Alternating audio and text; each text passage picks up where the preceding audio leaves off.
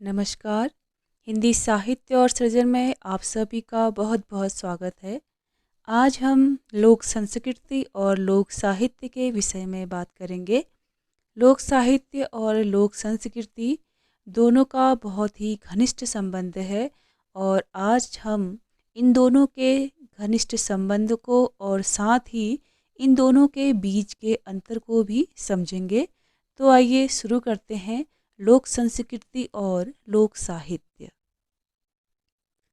लोक संस्कृति शब्द का व्यवहार फोक लोर और लोक साहित्य का फोक लिटरेचर से लिया जाता है। यानी लोक संस्कृति को फोक लोर और लोक साहित्य को फोक लिटरेचर कहा जाता है। डॉक्टर कृष्णदेव उपाध्याय के अनुसार सोफिया वर्न ने लोक संस्कृति को 3 भागों में विभक्त किया है। नंबर पहला है अंधविश्वास और परंपराएं, दूसरा है रीति रिवाज और प्रथाएं और तीसरा है लोक साहित्य।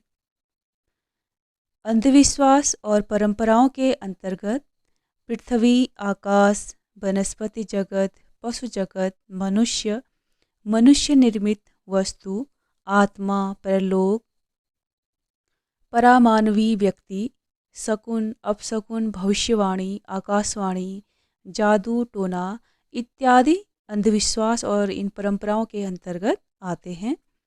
रीति रिवाज और प्रथाओं के अंतर्गत सभी सामाजिक तथा राजनीतिक संस्थाएं, व्यक्तिगत जीवन के अधिकार, व्यवसाय, उद्योग धंधे, व्रत, त्योहार आदि आते हैं।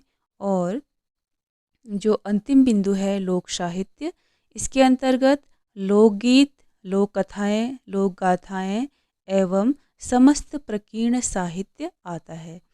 तो ये हमने लोक संस्कृति के जो अंग हैं उनको जाना और इसी का एक अंग है लोक साहित्य। और इसके अंतर्गत हमें क्या क्या चीज़ें आती हैं, क्या क्या चीज़ें पढ़नी हैं, उसके बारे में हम आगे में विस्तार पूर्वक बात करते जाएंगे। फिलहाल आप लोक संस्कृति के जो अंग हैं उनको समझिए।